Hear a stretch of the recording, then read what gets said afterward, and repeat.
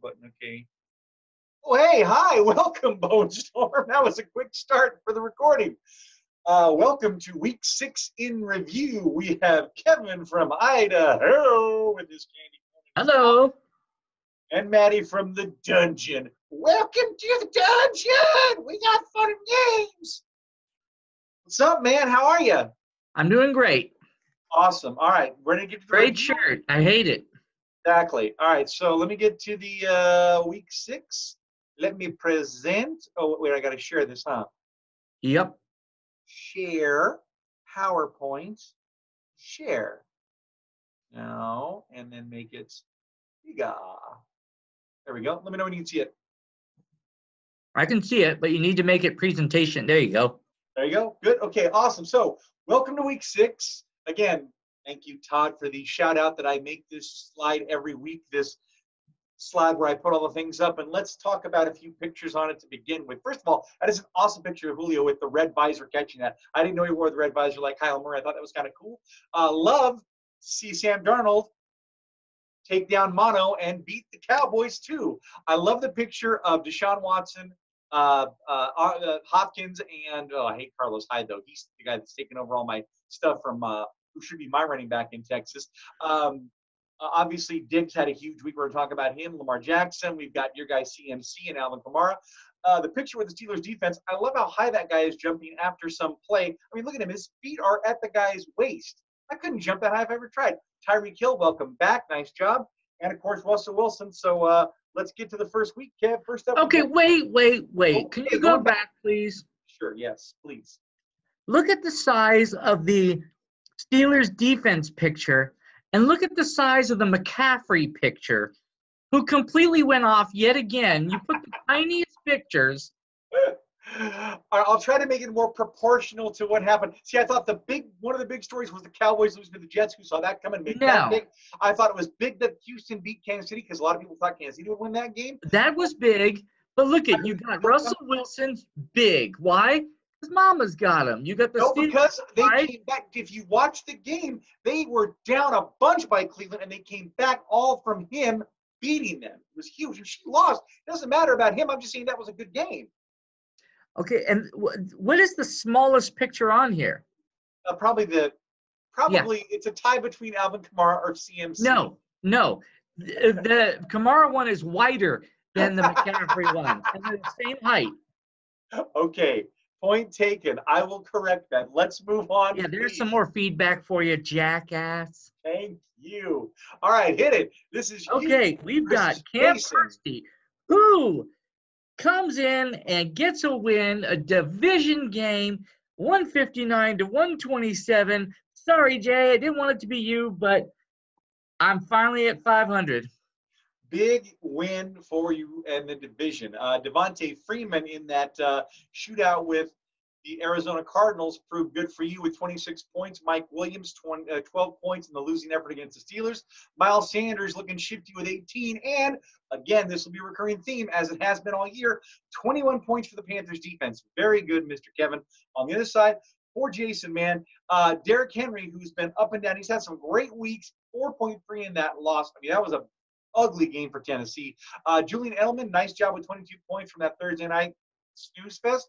And Chris Thompson, not that he's hey, great guy, Chris Thompson, we all count on him, but 4 points, dude, that puts him in a big hole, and sorry for the loss, J-Dog. Next game, we got who?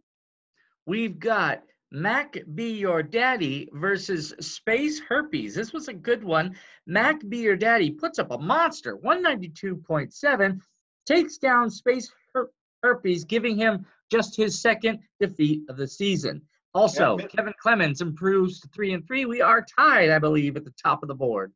Nice. Yeah, Carson Wentz in that loss to Minnesota, 25 points. Very nice. Tyreek Hill, welcome back. I'm sure Mr. Clemens was happy for your return and your 25 points you brought us team. Terry McLaurin might be the best pickup on the wire so far. I wanted him. I think everybody bid for him after week 1 or 2. Clemens got him and pulled in 28 points from that. Austin Hooper, 27 in, again, that shootout. 20 points for his Niners, undefeated Niners, 49ers. And on Joe's side, Kyler Murray, huge points with 36 points.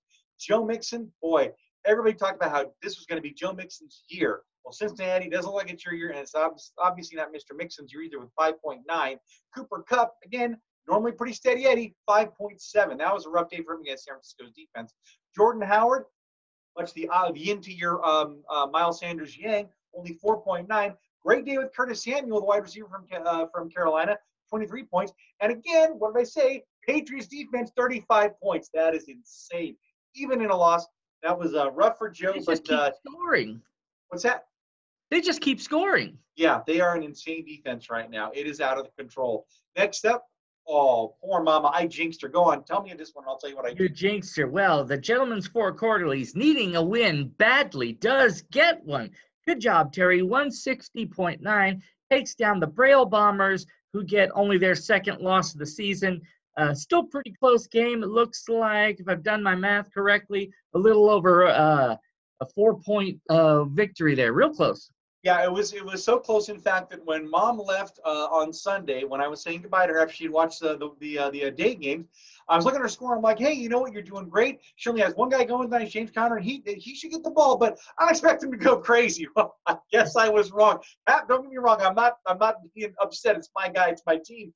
But I didn't see him getting to 30. That was insane. So yeah, Terry gets 30 from Connor to push her over the finish line. Big day with Chris Carson, 27 points. Mike Evans, thank you for finally showing up for somebody. 20 points there, 23 from Brady. On my mom's side, great day for Russell Wilson, 32 points. Not enough to win. David Johnson, 28. George Kittle, 20, but not enough in some other supporting places like Jarvis Landry, 6.8. That hurt her big time, as did Damian Williams, the starting running back of the Kansas City Chiefs, for only 9 points. So a tough loss for Mom, but I think she's still sitting pretty in the division. But she's got to get back on the winning train. 2 losses in a row. We don't have to keep sliding. Next up, here we go. Oh, one of the 2 snoozers for the week. Not How a lot dare happening you?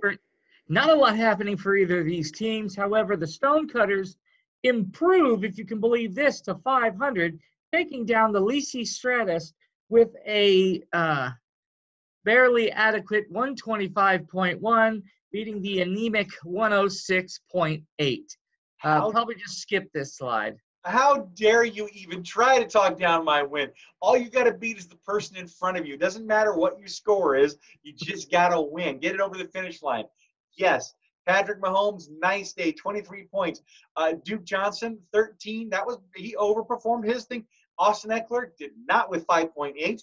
Deontay Johnson. Yellow highlights you have on your scores. Give me a break. I'm going to use a different color next time because I want the yellow, or maybe I'll do green. I want to go good and bad because I highlighted some of the bad ones too. Like, look at Kelsey, Johnson, and Eckler. They all completely underperformed what they were predicted to do. What did Kelsey get?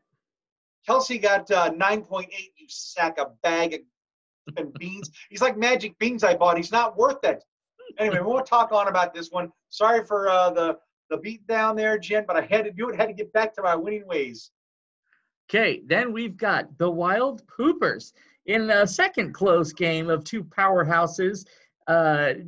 Greg's able to pull it out. Greg's team is looking stout right now. He gets 171.4, beating the Wild Poopers by about 7 points. And now they are both at 4-2. But cream of the crop right there, I'm thinking. Yeah, those 2 are definitely the scoring leaders. I'm guessing I haven't looked at those kind of stats yet, but man, those are 2 of the highest scoring teams we've seen. Yeah. Let's see. So to the victor, let's start with you first, Mr. Greg. Lamar Jackson again.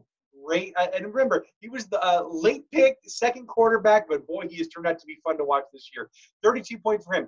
Nick Chubb in that loss, 30 points. Huge. Chris Godwin, 27. Robbie Anderson, 27.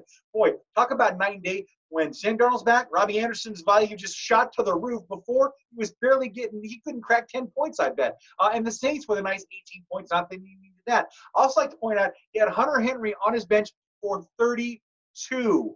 Not that he needed it, but dear God, if Hunter Henry starts playing like that, everybody's in trouble. Then you got Cat on the other side with Matt Ryan, 40 points. Huge. I'm sure she's got to be happy with that as it's going on, only to come up with a loss. Ezekiel Elliott, 28 points in that loss to the Jets.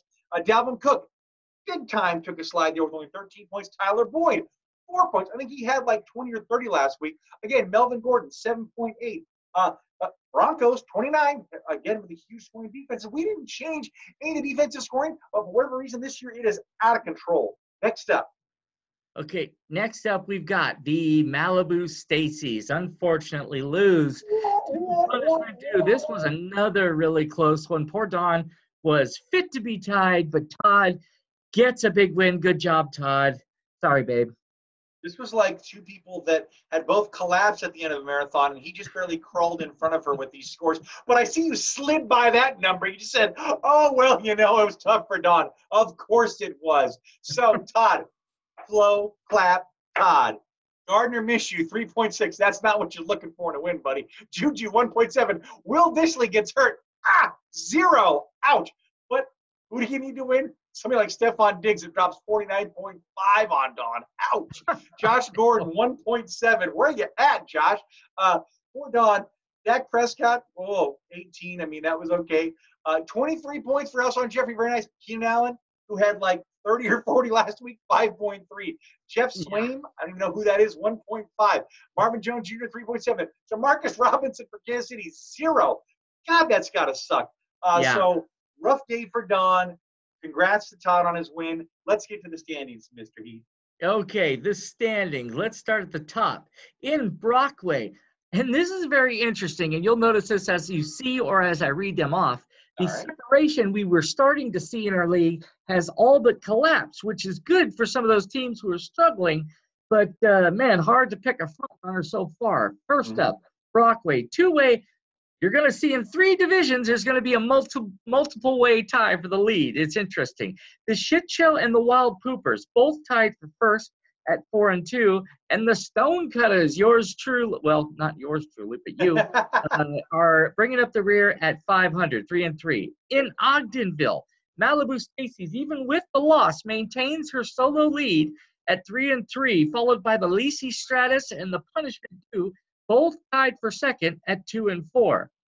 My division, you got Camp Krusty, worst to first, tied with Daddy Mustangs, both at 3 and 3.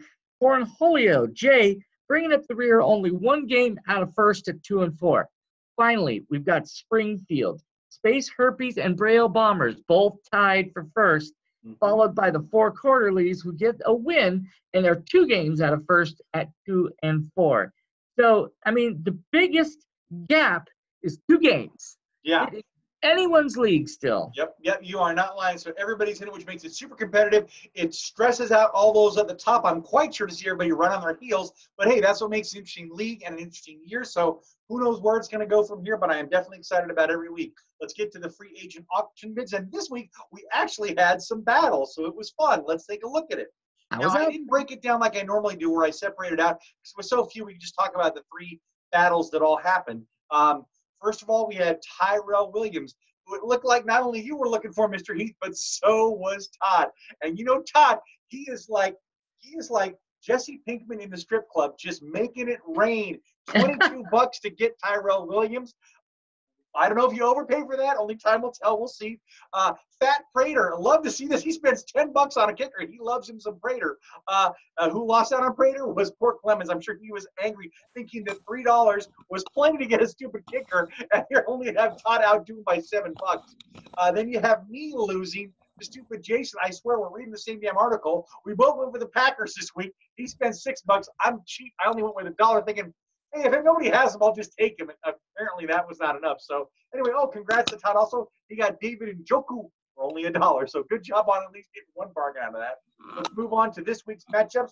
And we got a tough one with Mama versus Kevin. Woo, yes, we do. I've got some moves to make first, but the Braille Bombers are slated to beat me. What's wrong with your what is with your camera, dude? I got a new one. I plugged it in. Why are you moving it all around? And your sound just went to shit, too. Oh, all right, hang on. I can hear you, but it's like, now I'm in a hole, and I'm Kevin Heath from Idaho. Okay, where's the GoPro? Where's the GoPro? Oh, now he's leaving. This is not broadcast worthy. You should have set this up before. I want to punch. I swear I wish you were right for me. I'd punch you right in the face. You're perfect now. Okay. Braille Bomber slated to beat me. Wait. What are you doing? These records are wrong. Okay. I am 3 and 3. You know what? Whoa, pump the brakes. I created the slides. on Monday night before they actually posted on Tuesday, just to get a head start so I wasn't scrambling on Tuesday or Wednesday like I sometimes am. Okay, I will wait. I didn't think about that it wouldn't reflect the true records yet, so that's on me. So forget those. Let's just talk about the matchup for now and move Well, on. can we? I don't know what I'm looking at anymore. The people are still the same. You can't. I mean, you may have moved one or two, and there's a lot of open holes. I get that, so I will wait until the last Yeah, one. but I moved a bunch of guys around. This is All not right, I'll do it differently. Okay, I'm not going to beat this dead horse anymore. Will you just talk about it? okay. Camp Krusty versus Braille Bombers. Jesus. We have no idea what the projections are, but here they were a few days ago. That's great. This is what I'm going to get out here for every damn slide. This is what it was before. So tough sledding for Kev. He gets to go without his. You wouldn't have won without CMC. You wouldn't have won without AB. That's just typical refrain from me. So let's see how he does without his number one stud. He's also going to miss DJ Moore and the Panthers since they're on a bye. My mom was going That's to miss why I Landry. needed a wide receiver, but Todd Moneybags, he's got to be out of cash, right? We can look it up. It's all out there for everybody to see. We can see how much money he has. Well, thanks a lot, Todd. Jarvis Landry's going to be out for my mom, which is not a curse, but not a blessing either. It's not a blessing. It's not a curse, though, after his last performance, that's for sure. So give a slight edge to mom since you're missing your number one score. But, hey, you know what? We'll see how that all shakes out. Next one. Oh, we got me versus Todd. Okay. The toe steppy versus the toe stepper. Yeah, we got a rivalry game here.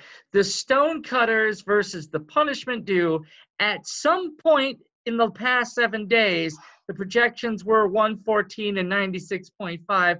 However, this snapshot was taken while games were still going on. So that is so live. You said the past 7 days. It was Monday, you idiot.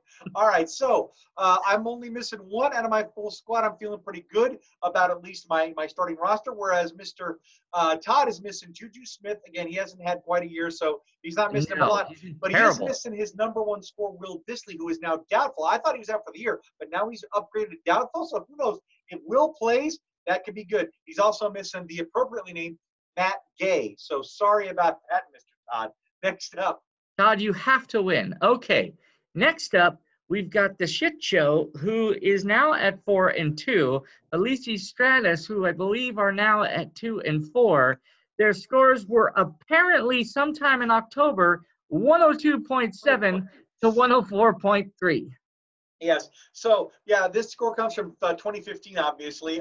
Sorry, Greg, it looks like you're going to be missing out on Nick Chubb and Chris Godwin, two of his big scores. So this might be an opening for Jen to snatch a win out of there. She's only missing Ronald Jones, who hasn't been lighting the world on fire. So we'll see where that goes from here. But good luck, Jen. Obviously, I'm rooting for you because we need to knock down my number 1 and 2 in my division. Next up, Kev. Next up, we've got the Wild Poopers at 4-2, going against the Malibu Stacy's at 3-3. I guess sometime this season, the Wild Poopers were supposed to score 144.5 to Malibu's 116.4, but my sources tell me that this slide is out of date. Well, you know, you could look at it on your phone and tell you what the updated least totals are, dumb, but you refuse to do that. So let's talk about what we have here. Mr. Matt Ryan looks like he's supposed to have a good day against the Rams. Ezekiel Elliott. Now, wait a minute. Let me back up to the Rams thing. Do you know who the Rams just acquired this week? Let's see your acumen on the NFL. I'm sorry, you waited too long. Jalen Ramsey, the stud cornerback from the Jaguars, has been traded to Matt Ryan for a bunch of first-round picks and some other stuff. So we'll see if that deters Mr. Ryan from lighting it up with Julio. Ezekiel Elliott against Philly, that's a division game. Dallas has lost the last couple. They are a desperate team, and what happens to desperate animals when they're cornered? They can strike back, so look out. Dalvin Cook should probably get back on the horse against Detroit. Same with Adam Thielen. Looking like the Wild Poopers are pretty strong, although Malibu does have Dak Prescott and Alvin Kamara. So let's see. This hopefully will be a good matchup, and I think Keenan Allen gets himself right against the hapless Tennessee Titans right now. I'm rooting for Dawn as always because she's going against my division people. All right, and we have a team that's definitely on the rise. Mac Be Your Daddy, coming off a week where he almost scored 200, going against the Gentleman Four Quarterlies. Looks like they've only got you at 103. sometime this season. Not sure what it is today, but you're going to have to scramble to go after my boy Kev here. Good luck. You are the worst transitions. This is interesting. I haven't really looked at this too often, but if you look at the bottom of the average scoring for each team, I didn't notice this. Kevin is averaging 168 points, and your sister's 152. That does not talk to her record. She must have come up against some people that went out of their mind scoring. For her to average 152, that's impressive, Terry. So good on you for having a good team. It's just you've run up against some buzzsaws, obviously. Let's talk about the people. Carson Wentz going against Dallas. Again, that should be a shootout, I'm hoping. Le'Veon Bell against New England. Oh, against New England. That's going to be rough with their defense. Leonard Fournette against the Bungles. That should be a good day for him. And Tyreek the Freak against Denver. Denver plays well in Denver, but I like his odds out there. Tom Brady against the Jets.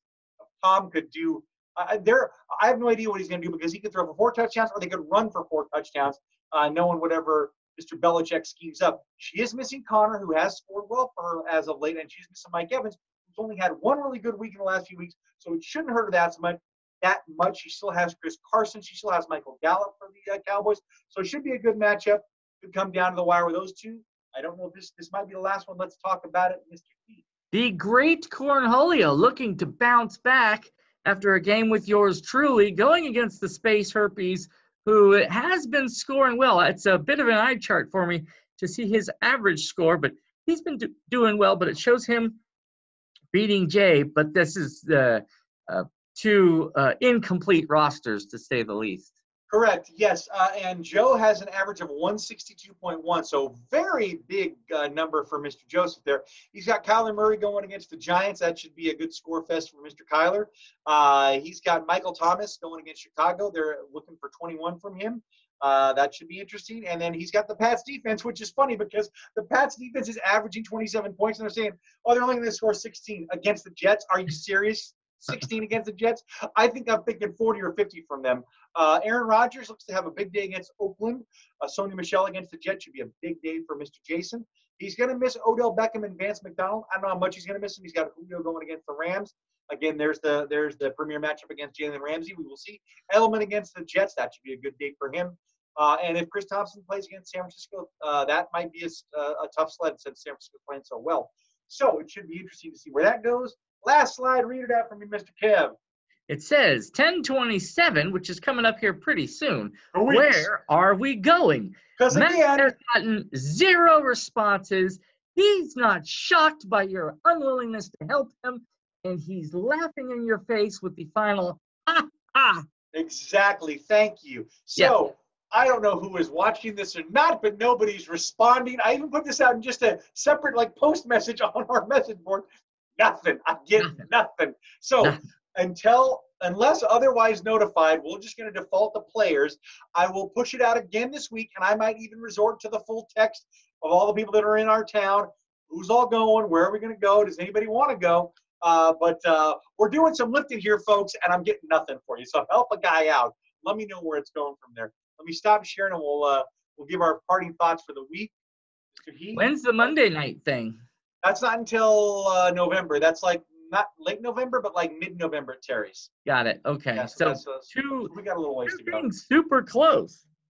Yeah, everything's super close, and that makes it super interesting. It should be, even with 2 weeks separated for this next outing, we still should be within striking distance, even if it's a couple games. So, again, everybody's still in it. Everybody should still be playing. Everybody should still be setting their lineups. I think they are. I don't think we've had too many missing lineups. In fact, the few misses we have in lineups has been because of stupid people who just didn't look. It's not like, it's not like we've had some repeat people who are no longer in this league that did this often. So, got your face. Anyhow, that's what I got for you. Please respond on that one. Kev, what do you got for me? Is that a periodic table behind you? Yes. Nice. Chemistry. This is Michael's. You're going to have a mini Walter White with Michael. He's going to be cooking meth in the bathtub. You're like, what are you doing? Nothing, Dad. I'm taking a bath. It smells like cat urine. You be quiet, Dad. We're still a ways from that, but if HP lays me off, who knows? Oh, stop it. They're not going to. I'll be cooking in Idaho. Are you going to be singing this for the next 3 years if you're there every month? Well, I might get laid off again. You know, what's his face? Jesse's from here. Jesse Pinkman, the guy that plays him? Yeah, Aaron Paul or whatever Aaron his name is. Paul? Yeah, it's yeah. Boise. Yeah. It's interesting. I mean, I'm seeing a lot of negative reviews of El Camino. I enjoyed it. Now, I'm not going to say it was the greatest movie ever, but Yeah. for those Breaking Bad fans, there's a lot of fun stuff in it. There's a lot of people you get to see again. I enjoyed it. It wasn't horrible. Again, it didn't light my world on fire, but it was interesting. And I do love, I won't spoil anything for anybody, but I do love how they started it. You're going to love the start. If nothing else, it is awesome. So anyway, enjoy that if you will. It's been a Breaking Bad theme just because I watched it this week. And, of course, watching the movie made me want to go back. And now I'm rewatching the series, but you're going to laugh at this. When I say rewatching the series, I'm not watching the whole episode. I just want to watch the Walter parts just because those are the most interesting to me. Yeah. He's such a nut job where he goes from such a square dude to Mr. Bad Guy. It's fun to watch the transformation. So, anyhow, if you haven't seen that show, folks, check it out. Now, are you guys going to be able to watch the games this weekend? Is Gavin Newsom going to make sure you've got some power?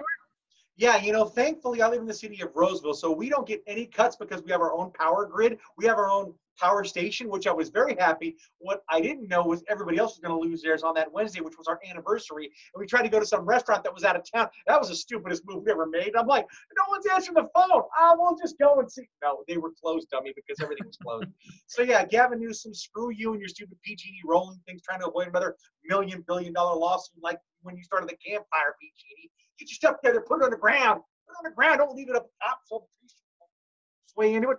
I can't wait to hear about Clemens because I'm sure he lost power. And you know how he feels about the government and power and all those kind of things. He's not having it. Oh, he's probably already moved. He's picked it up. He's halfway to Idaho. I'm coming, Kev. All right, so any last words? No, that's it. No. All right. So for Kevin Heath, this is Matt Dickey saying set your lineup. Get ready for the Thursday night matchup. Good luck to everybody. We will see you in 2 weeks at a bar, drinking beer, watching the games. Kev, take us home. Stay classy, BONESTORM.